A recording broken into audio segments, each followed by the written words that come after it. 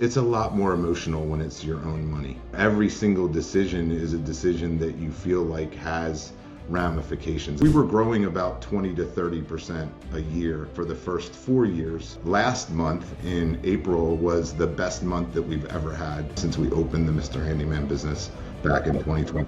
Welcome to the Franchise Champion Show. I'm Alan Regala, former G1 athlete, Stanford engineer, and franchise owner who built a multi-million-dollar exit. I created this show to help driven individuals like you find the right franchise and learn how to build wealth and reclaim your time. My guest today has spent over 25 years on the franchisor side, coaching hundreds of franchise owners on growth, finances, and exit strategies.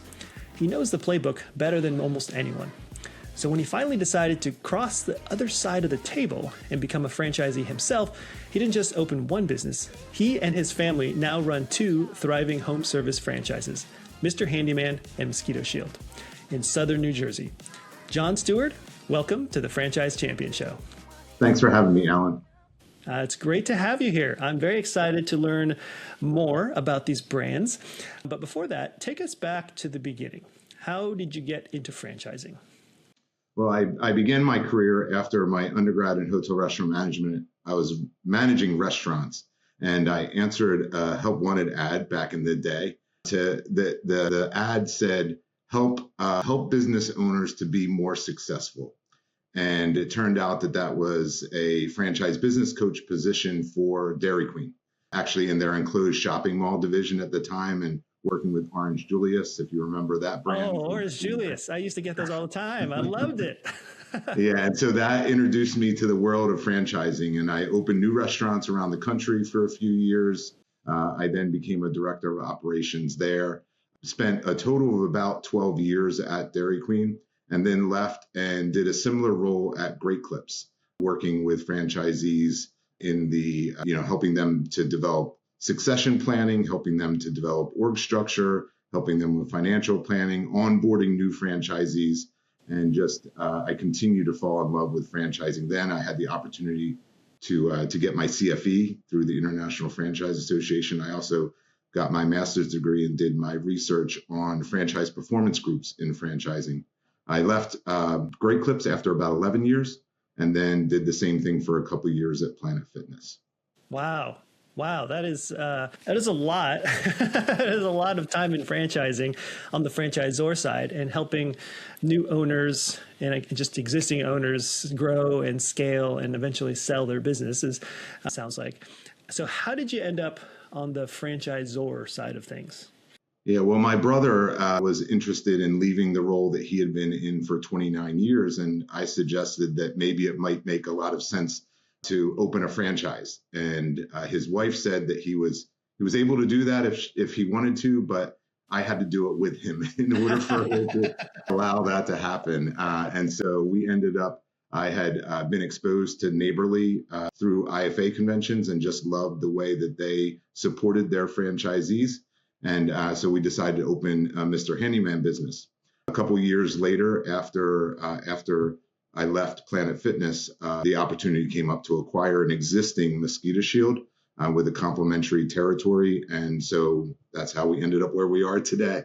Wow, that's great. Okay, so let's start with Mr. Handyman. Like what year was that? And you mentioned you liked Neighborly. How did you end up deciding on Mr. Handyman? Because they have a number of different brands. Yeah, it was really based on my brother's skill set. My brother inherited all of the handy genes in our family.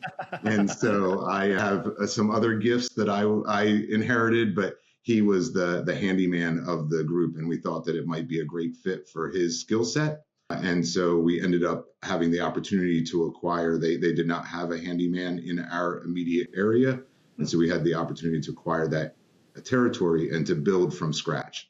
And so we started with one territory, we grew that, and then we actually added a second territory a few years later, continued to grow that, and then added a third territory to that group. And so we were growing about 20 to 30% a year for the first 4 years that we were open. Then last year, we kind of hit a little bit of a road bump or a speed bump, I guess, and we were flat. Although I'm excited to say that last month in April was the best month that we've ever had since we opened the Mr. Handyman business. Awesome. Congratulations. Yeah, thank you. That's amazing. That's amazing. Okay, so you said back when you opened in 2020, that was an interesting year for most people. What was it like opening during that time? And what month was it? Yeah, well, we originally signed our paperwork in July. It was interesting, our training was the very first virtual training that they had ever done. It was very, very difficult to get our licensure because all of the government offices were closed. But we ended up finally opening our doors in November. And the fact of the matter is that the pandemic, although there were obviously a lot of challenges that came along with it, was very good in the home services sector. It was good, although I didn't own Mosquito Shield at the time. It was really good, for Mosquito Shield during 2020. It was also good for Mr. Handyman because people were home and they wanted to make their home spaces that they were kind of stuck in as great as they could be. Yeah. And so it was a good time, at least from a business standpoint. Obviously not a good time with all of the other things going on in the world. Yeah. Of course. Yeah, no, we definitely experienced the same thing as at Shelf Genie, also a neighborly brand. Same situation, was closed for a short period of time, but then when once things kind of opened back up, it was a heyday activity for sure. I think it was also a challenge. One of the challenges that we ran into during that time, just from a growth standpoint, was it was difficult to get a lot of things like vans or even interview people or get the iPads that we needed. All of those things were difficult. And so as we were trying to plan our growth, we really needed to be a little bit further ahead of the curve to make sure that we were not limiting our growth for lack of infrastructure or lack of materials. And I think that kind of served us well from the standpoint of having a business philosophy that if you're going to be focused on growth, you need to have the people and the equipment and the materials in order to sustain that growth, or you're going to limit yourself. Yeah, I love that. And I think, I've spoken to many people, franchise owners who are, trying to grow and scale their businesses. And, when they have these ideas of growth, and what you just said is thinking ahead before you need it, so that you can, you expand the bucket so that you can fill it with more is, a lot of folks, I think, get stuck in that. They're trying to do it as lean as possible, and they do it all themselves maybe, and they're trying to save money, and they end up not able to expand because their time just goes away because they're spending their own time doing everything themselves, So that's super smart. Yeah, I always think about the idea that if you grow, let's say that you grow 5% a year after 5 years, you're at, obviously with compounding, it'll be more than this, but roughly 25% growth over that period of time. And then, but if you're growing 20% a year, then you're at a whole different place. And so the struggle is much longer if you don't grow aggressively. Yeah, that makes a lot of sense. Okay, so the business was doing well. It was growing at a phenomenal rate those first few years. So how did you come to saying, hey, let's buy another business? How does that happen?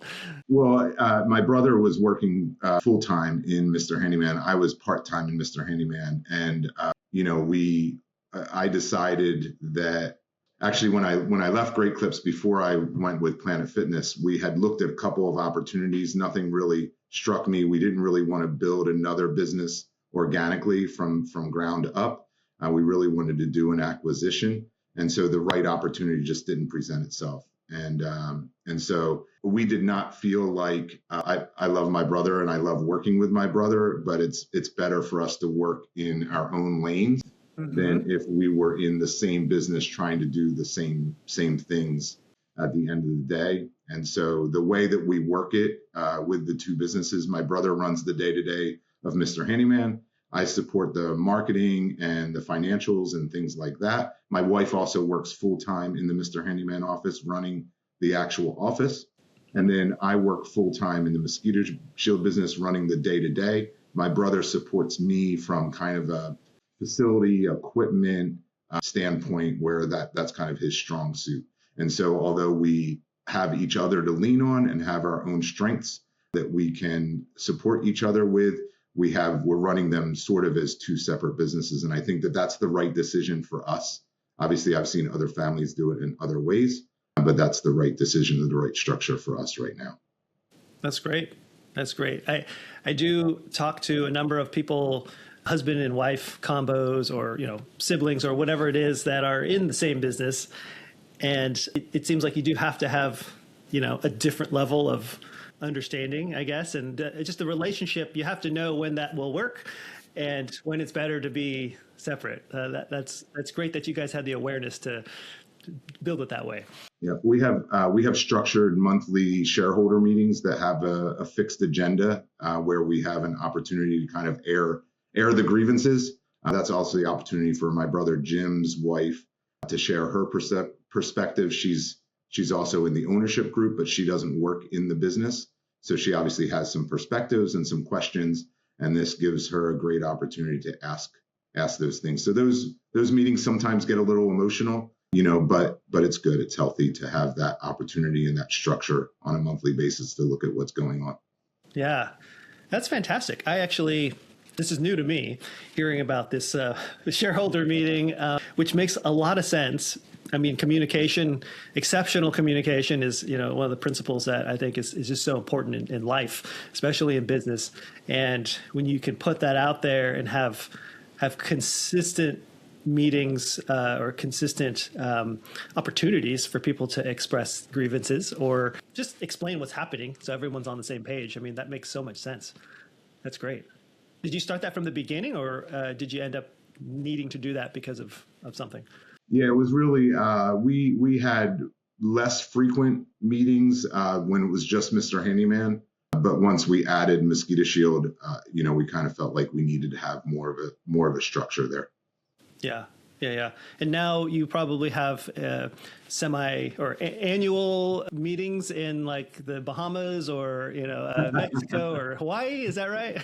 No, we don't quite do that, but we do try our best. One of the things that we think is really, really important, and one of the reasons I love franchising, I've been involved with some amazing brands, and Mosquito Shield and Mr. Handyman are no different.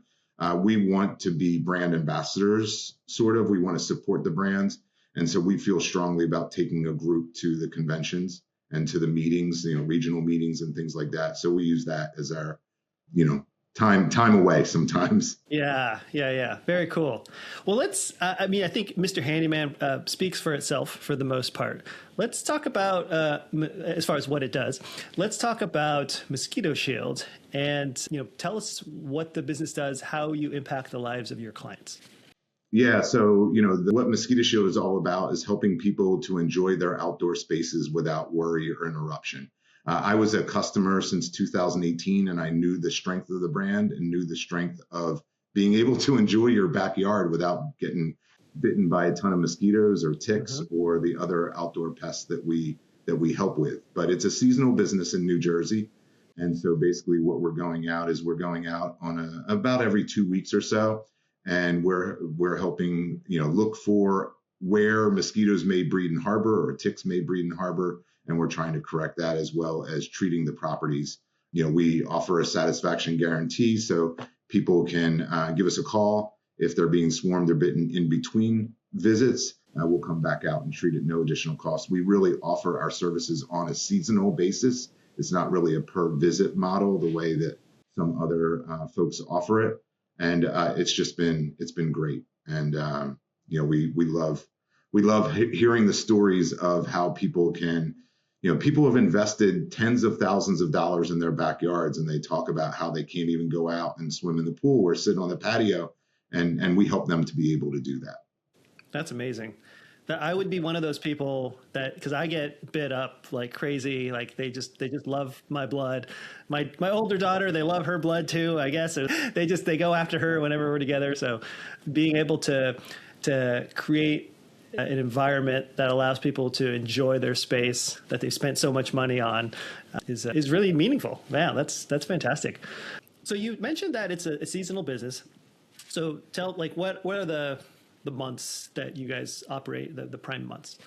Yeah, so we start our tick treatments usually, mid-April. We bring our seasonal technicians on the beginning of April, do training. No matter how many seasons they've been with us, we still retrain everybody and have everybody go back through that. We make sure all the equipment is set up and things like that. We start our tick treatments in mid-April and then immediately roll right into our mosquito treatments. And then the mosquito treatments go from late April, sometimes early May, depending on the temperatures. It's really the nighttime temperatures that are the most important as far as mosquito activity, more so than the daytime. And then it goes through the whole season in late September, early October, when the temperatures at night kind of drop down again. That's when we sort of wind down the mosquito treatments. And then we do one last tick treatment after that. Sometimes, early October, mid-October is when we're going to wind down the season completely. And then interspersed in there, we also offer treatments for what we call perimeter pests, like ants and spiders. In the South, they offer treatments for scorpions. We don't have many scorpions in New Jersey, but we also offer in New Jersey, we also offer treatments for spotted lanternflies as well. Got it. So with a business like that, you're basically operating like mid-April, it sounds like, to October, right? Mid-October. How does that work? Because, for a lot of folks that are interested in being a business owner, looking at franchising, see a business like this and they're like, whoa, well, a lot of questions come up. The one being like, what do you do the rest of the year? How do you find employees that are, you mentioned people coming back. So it's like, oh, so you have the same people coming back, but then what do they do the rest of the year? How does that work? Yeah, our business has grown to the size where we're able to have some year-round employees that help from, customer service standpoint, also from an operations standpoint. Mosquito Shield in general also offers, it's a separate franchise, it's a separate brand, but they offer it called Decorate with Lights, which is Christmas lights and outdoor lighting. We chose, because of the Mr. Handyman business, we chose not to take advantage of that opportunity, but a lot of franchisees do. And the former owners of the Mosquito Shield business had run a Decorate with Lights franchise for a few years. We just chose not to do that. So some people choose to do that. Some people choose to say, hey, you know what? They have other business interests of some kind that they focus on in those off months. For me personally, it gives me a chance, with Mr. Handyman to really set up that marketing plan along with Mosquito Shield, meet with vendors, get all of our equipment put together, make some plans and things like that. We have been, the previous owners built an amazing culture at the Mosquito Shield business that I acquired. And I've been able to retain all of the people that kind of joined the business joined the business with the former owners. And so included in that are our seasonal technicians. We have an average of 5 seasons of experience. We only had to hire one new technician this year out of the 10 that we hire for the season. And so they're a great group of people, and we try to do our best to take care of them, both monetarily and also building a culture where we care about them and we want them to be successful. And we have monthly barbecues during the season to thank them. We do group events between Mr. Handyman and Mosquito Shield. Last year, we went to like a Dave and Buster's type place. We also have a season end kind of luncheon where we give out kind of some serious awards, but also some joking awards. And, we believe in our values, and, we talk about them on a regular basis, and hopefully we lead by example every day and show that we care about the people that work with us. That's great. That's fantastic. So, you mentioned average 5 years, it sounds like, of tenure. Are they and since you don't have a decorative lighting or whatever through the off months, what are those employees doing? Are they working somewhere else, or are they just taking some time off, or how does that work? Yeah, I think it's all of the above. Some of them take some time off. Some of them, have other jobs that they're able to work where there is, some people do some warehouse work in the off season. Some people use it as downtime. It really depends. Some people, they may have spouses or significant others that have jobs that are more intense during those off months. And so they'll say, take care of children during that time period or be primary caregiver. And then their spouse or significant other can be primary caregiver during the Mosquito Shield season. Got it. Very cool. Quick pause. Jon spent 25 years coaching franchisees before he became one. If that kind of insider perspective is what you need to find the right fit, that's exactly what I do. I help aspiring business owners find the right franchise at no cost. Head to athletetoowner.com/ready. All right, back to Jon. You mentioned earlier that you were looking, you didn't want to start from scratch with like a new franchise and build something out. You wanted to buy an existing business. And you mentioned that, you weren't finding anything for some period of time, it sounded like. What was it about this particular business that drew your attention?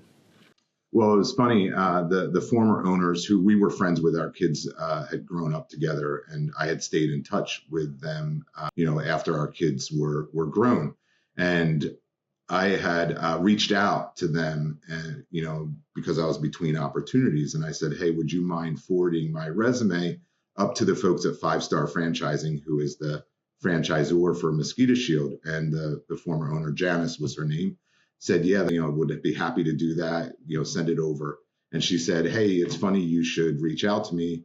Tim, her husband, Tim, and I are thinking of potentially maybe exiting, and know that you did a lot of that work with Great Clips. Would you mind having a cup of coffee with us and giving us your thoughts?" So we met the next day, had a cup of coffee, went through, and I shared my thoughts, as humble as they may be, some questions to ask and some things that they might want to think about, because they were not quite ready to talk to the franchisor yet. And then at the end of the conversation, I said, I love what you've built. I love the culture. I love the business. I love everything that you've told me. And if you decide to make that decision, I would love to have the opportunity to bid on the business if you would be interested in having me. And she said, "That's funny that you should say that, because that's one of the reasons you're here, because we think that you and Robin, my wife, Robin, you and Robin would be amazing. We know you, we know your value system, and we think that you would carry on the legacy and the culture that we've built."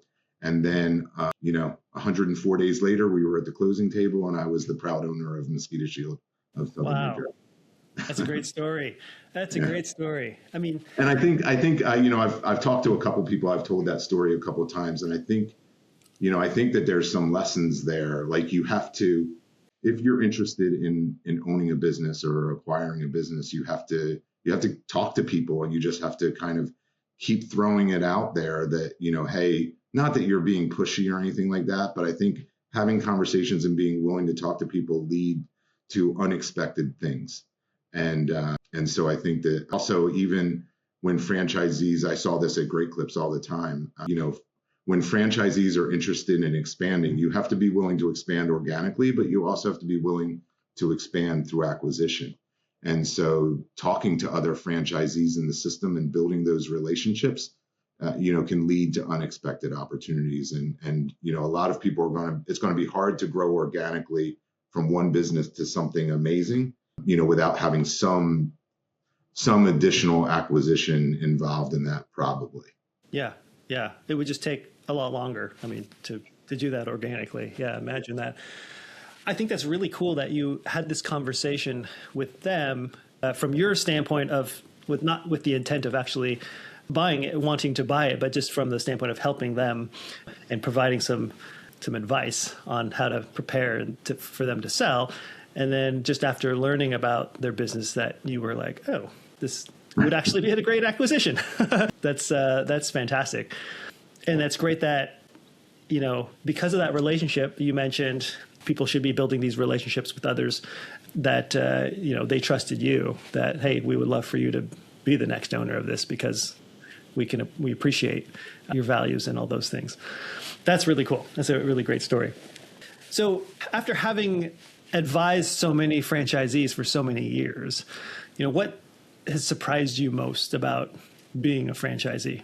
It's a great question, and I think it depends on the day how I feel about that. But I think that some of the things that were surprising to me was how it's a lot more emotional when it's your own money, and where you are, every single decision is a decision that you feel like has ramifications. And obviously, I acquired an amazing business, and so they rightfully got a good value for that business, which they should have. But that creates stress on the business that wasn't necessarily there a year ago or a few years ago when the previous owners had it.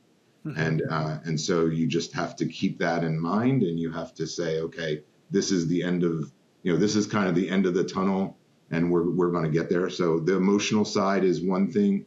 The other thing is, obviously I speak fondly of working with family, but there's also challenges with working with family. I think that the advantages outweigh the challenges, but you're not likely, or at least in my value system, I'm not going to fire my family and they're not going to fire me, which is kind of a different dynamic sometimes. But I think that probably that emotional part of the money, you also, my wife and I talk about this all the time. Like, we feel an obligation to our teams, and we are helping 25 people, put food on their tables and to take care of their families. And that's an obligation that, that we don't take lightly. And so that's something that I think I don't know that I was, although it was always a value that I feel like I had, and I even cared for franchisees that I worked with, I cared for their teams. But I didn't realize how much that would weigh on you on a daily basis to make sure you're making the right decisions for them. Yeah. Yeah.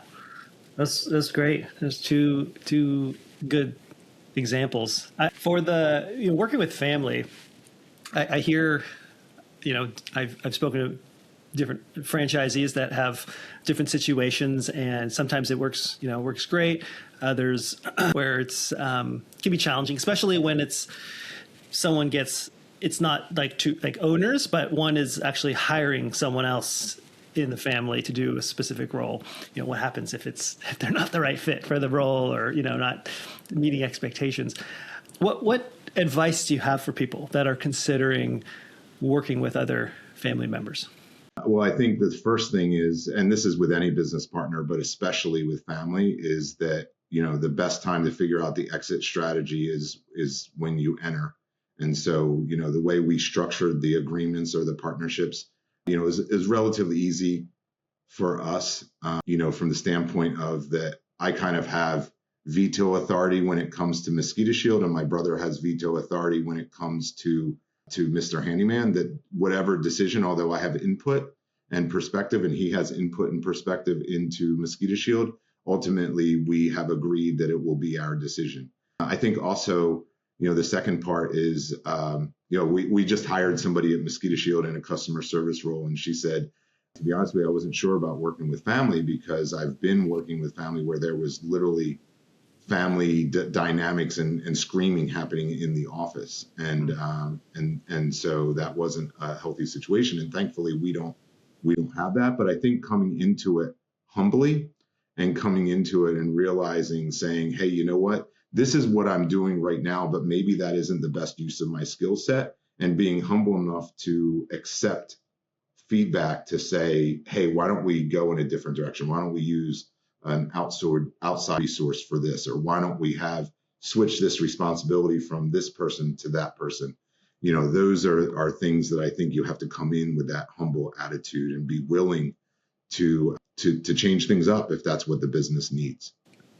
Wow, that is some great advice. And I can imagine how difficult that must be for people, though, especially when you come in and you all feel like, you have the domain that you think is yours and what and you want to, I guess, I don't know if it's prove your worthiness or prove your smarts or anything like that, but to be able to say, well, maybe I'm not the best person for this, like this specific project or task or whatever it is, and be open.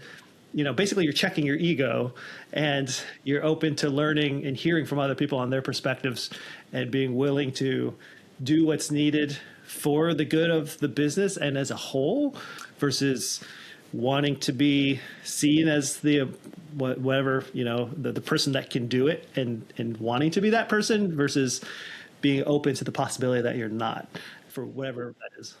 It's funny when you did that recap, it kind of struck me. I think that one of the unique things is that it's a lot easier to have that mindset owning your own business. Like, I think as you were describing that, I think whether or not I would have had that mindset when I was in corporate America, I don't know. I don't know if I would have. And so it's interesting, it kind of just struck me that, it's easier to be humble when you own your own business and when you're trying to take care of a team than when I think you're in a corporate situation. Yeah, yeah. Yeah, with that corporate situation, you really need to kind of prove yourself, especially to those above you, so that you can kind of move up in the ranks and all that stuff. So it's harder to, I think, release the ego and be more vulnerable, in that sort of environment. So that's great advice. I love that. You've published research on franchise peer groups. So tell us about that and how this has played out in your experience as an owner. Yeah, so my research kind of was a hybrid. It was, Great Clips was nice enough to allow me to do some surveying as part of the research, but we talked to people who were in peer groups, and things like willingness to expand, things like likelihood to exit the system.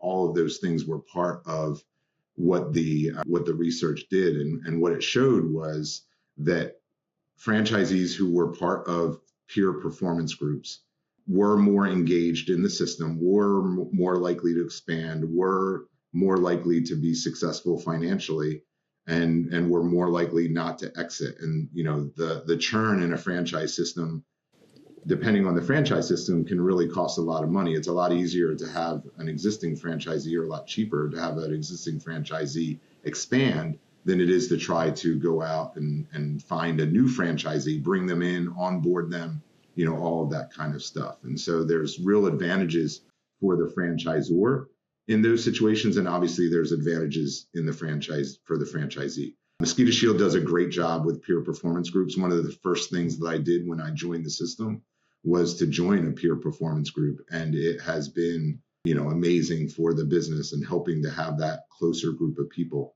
The second part of the research that I found was that franchise systems, there was research out there. I didn't necessarily do research myself because there was, I was only really dealing with Great Clips, who does a great job of this, by the way.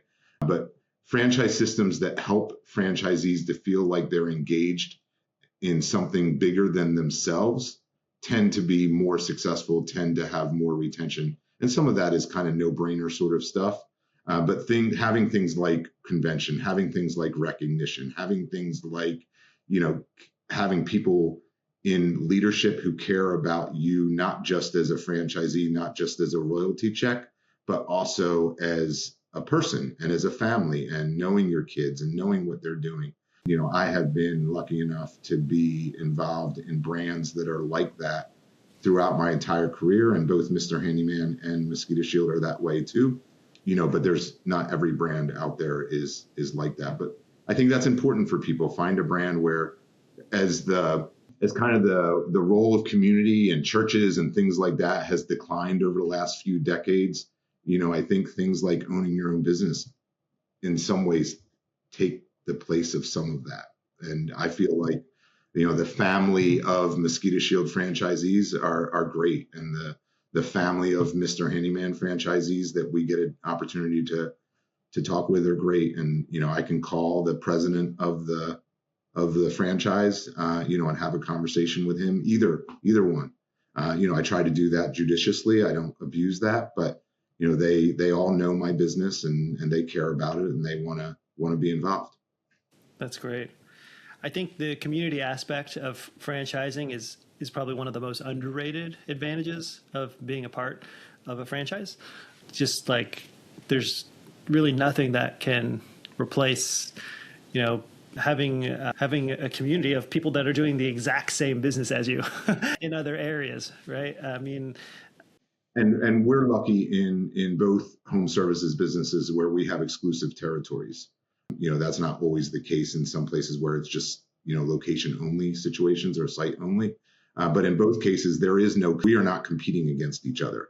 And so we can be very open and honest and candid about what we're experiencing and what our plans are and what marketing vehicles we're using, because there's never a chance that we would compete against one another. Yeah. That makes a lot of sense. When you were with like Great Clips or Planet Fitness, and they had like a location, like a storefront or a studio, whatnot, I guess I imagine there's some potential for them to try to pull people into their specific location, and maybe there's some overlap as far as, I don't know, were they typically like a radius of like a certain distance from each other that they had protected? And is that just for marketing purposes, I imagine? Is that how that works?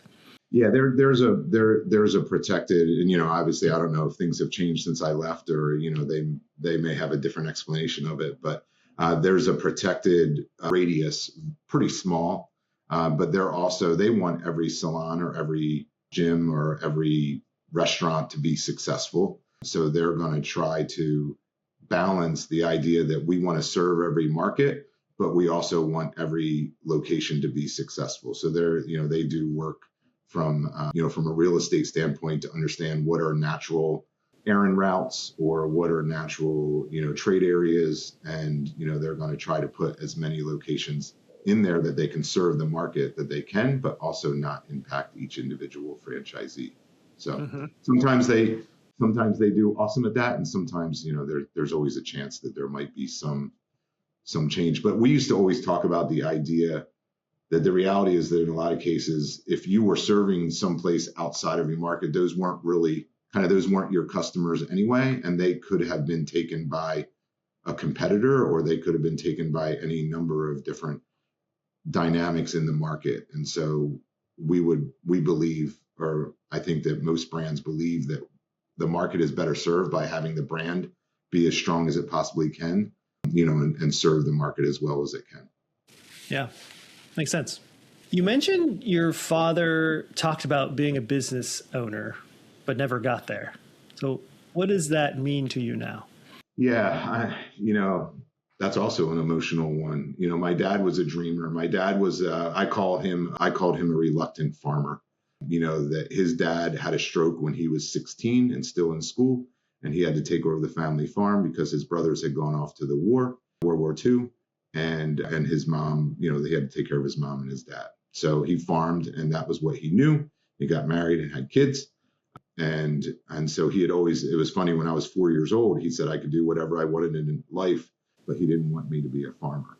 But oftentimes he talked about, and my mom did as well. My mom ended up not going to college. She had planned to go to college, but then because of the GI Bill and the returning soldiers from World War II, it was deferred by 2 years. And in the interim, her mom convinced her that it was better to be secretary, which is an awesome job, but it wasn't, what her dream was.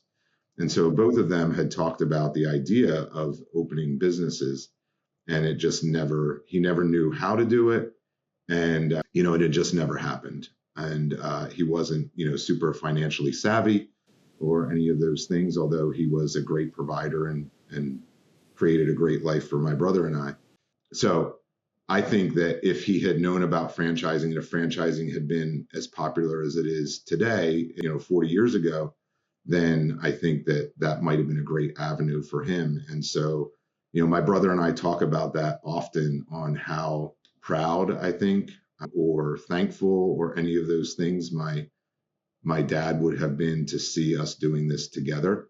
And I think that also helps us stay humble too, because that we feel that we named one of the LLCs that we have after him, and I think my mom might not have been quite as excited. My mom was always a little more conservative. She may have questioned some of our expansion decisions, but at the same time, I think she would have been proud too. Yeah, I'm sure they both would have been really proud. That's awesome. What do you want other people to know about franchising that most people get wrong? Well, I think, one of the things that I talk about a lot is it's real easy when you get into a franchise system. There are franchisees who are supportive of the brand, and there are franchisees who sometimes are not as supportive. And it's real easy to join the woe is me club. And so be careful about who it is that you are connecting with in the system. Always connect with the best franchisees, and try to see the path for the best growth and the best opportunity. I also think sometimes people are scared of debt. And, certainly I'm not, I've tried to live my life conservatively from the standpoint of not carrying a lot of debt. But I think the challenge is that sometimes I saw this a lot at Great Clips where people would, they would be like, oh, well, I could get $200,000 or whatever the number is, but I think that I only need 100,000. So I'm only going to get a loan for 100,000. And that's great until something doesn't happen according to the plan.